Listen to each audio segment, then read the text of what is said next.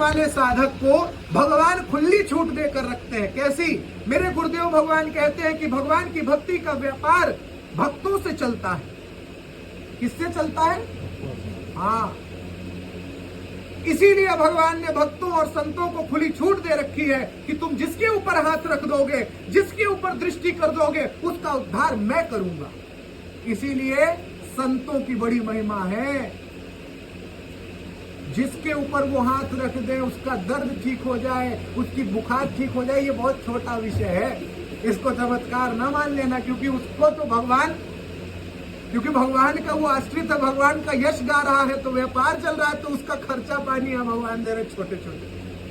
पर उसको क्या मिला है वो किस दिन तुम्हें पता चलेगा? पता है, जब उनके दिए हुए मंत्र को तुम नित्य प्रति उच्चारण करते रहोगे और हाँ गुरुदेव, हे गुरुदेव, हे गुरुदेव कह करके गीत ध्वनि से उनको स्मरण करते रहोगे।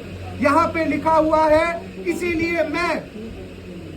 इसीलिए तो श्री हरि राम व्यास जी ने कहा, श्री हरिवंश चंद्र महाप्रभु कह रहे हैं, जो अभी मैंने कहा अंतिम के पद में कि यह जी जान श्याम श्यामा पद कमल संग सिर नायो, जय श्री हित हरिवंश प्रपंच वंश सब काल व्याल को खायो।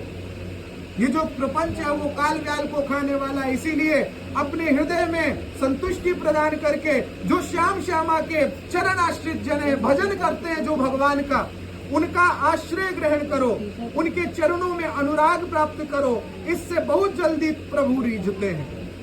अगर प्रेमी जन ऐसा सोच ले कि इसे भगवत साक्षात्कार हो जाए, ये भक्त बहुत दिन से भगवान की प्राप्ति के लिए व्याकुल हो रहा है, हे नाथ इसे मिल लेना, इसे अपना करके बना लो, तो उसको इसी जन्म में भगवान मिल जाएंगे। जाओ, निश्चित हो जाओ, ऐसा संयोग बनेगा कि प्रभु इस जीव उस जीव को इस जन्म में ही भगवत प्राप्त हो जाएगा। क्यों? क्योंकि भगत मेरे मुकुटमणि मैं उनको दा। तुलसीकृत रामायण में लिखा हुआ है ना एक बात कि राम ते अधिक राम कर, जानते तो बड़े बड़े दोहा चौपाई है, पर हृदय में उतर क्यों नहीं रही है? क्योंकि बिनु सत्संग विवेक न होई। क्या तुम विद्यालय की पूरी पुस्तकें, पूरा सिलेबस लेकर के घर में बैठकर पढ़ सकते हो?